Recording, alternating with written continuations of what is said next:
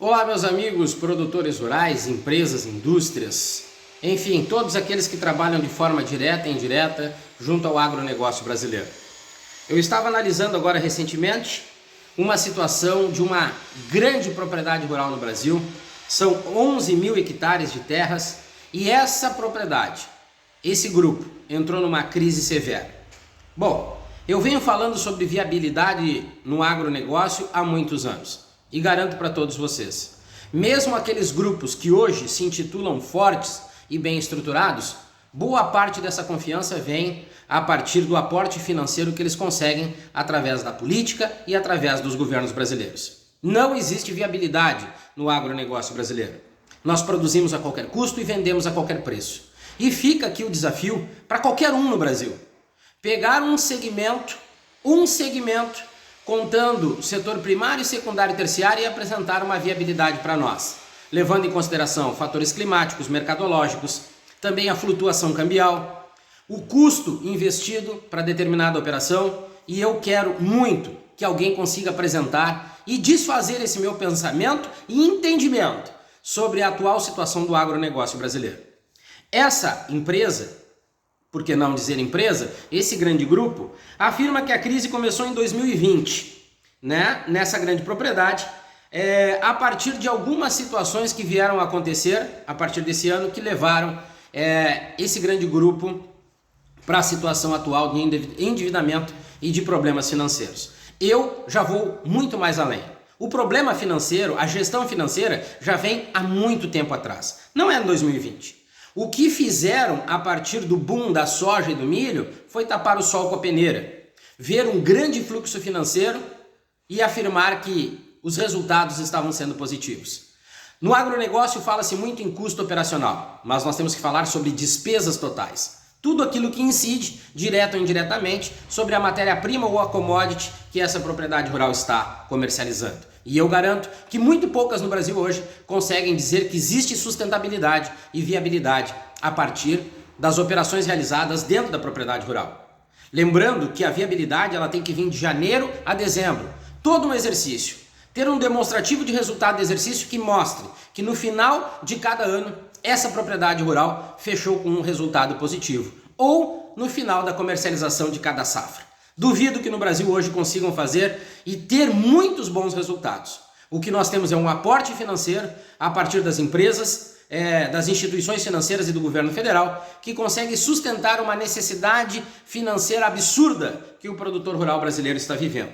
E quem acha o contrário, é só analisar os pedidos de recuperação judicial que o produtor rural brasileiro vem solicitando, aumentaram e muito nos últimos anos. Então, esse grande grupo, essa grande propriedade rural, alega ter uma dívida de 170 milhões. E essa dívida, ela vem através de instituições financeiras e fornecedores, principalmente os de insumos. Ela entrou com o processo de recuperação judicial, estará indo para uma análise, caso contrário ou rejeitado, será feita uma reunião com os credores e a partir daí, se não tiver um bom entendimento, essa propriedade rural, esse grande grupo pode entrar num grande revés que vai levar essa propriedade rural para o pedido de falência. Então, por que o endividamento?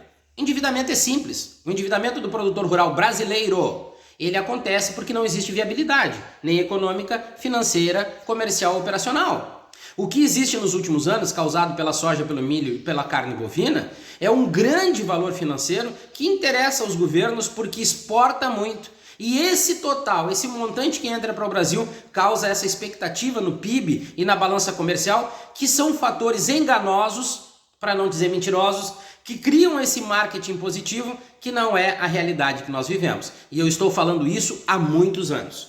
Depois, grande propriedade, mas não deveria estar bem? A própria ênfase que foi dada para soja e por milho também foi algo pautado nos volumes, numa necessidade, mas não na viabilidade. Muito poucos grupos hoje no Brasil têm viabilidade sobre as operações dentro da propriedade rural. Então, as dívidas, elas são com instituições financeiras, com extrabancos, com cooperativas, com indústrias de insumo. O endividamento do produtor rural brasileiro é muito grande.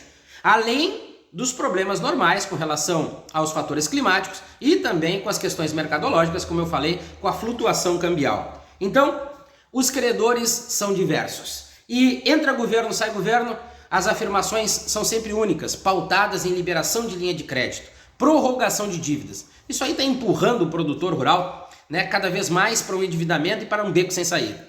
Se nós tivéssemos governos e ministros da agricultura competentes, projetos e programas seriam criados para nós trabalharmos uma securitização de maneira correta, apresentar políticas públicas que protegessem esse produtor, para nós evitar que no futuro esse setor tão importante, que é quem produz alimentos, venha entrar no endividamento de novo. E isso não é muito problemático de fazer, não. Nós precisaríamos trabalhar com a viabilidade. Nesse caso, poder apresentar projetos que, no mínimo, conseguisse regular o percentual do custo sobre as commodities. E aí nós estamos falando sobre a importação de insumos, que é muito grande, juros que os bancos cobram, as garantias, os fatores climáticos que incidem diretamente na rentabilidade da lavoura, políticas públicas. O Brasil não tem isso.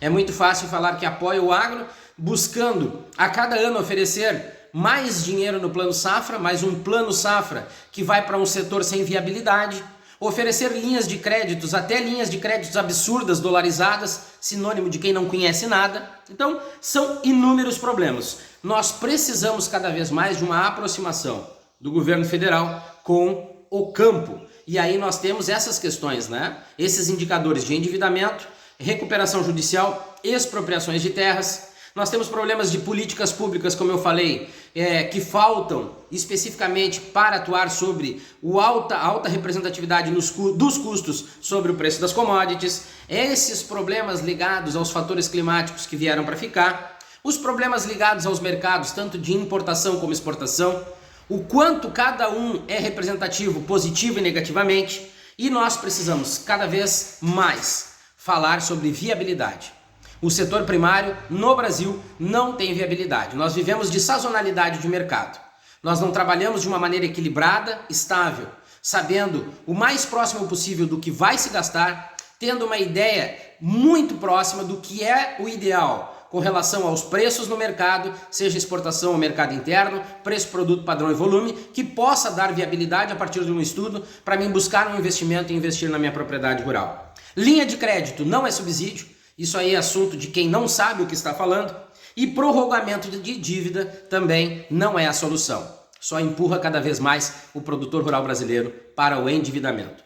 Então, mais um grande grupo, que antes todo mundo pensava que eram os pequenos e médios, mais um grande grupo está entrando por uma situação crucial. Uma situação de endividamento extremo que, a partir de um processo de recuperação judicial, poderá voltar ativa de novo ou terá, a partir de uma negação desse projeto, um pedido de falência. Então, a crise no Brasil, no agronegócio brasileiro, no setor primário, está incidindo diretamente sobre pequenas, médias e grandes propriedades.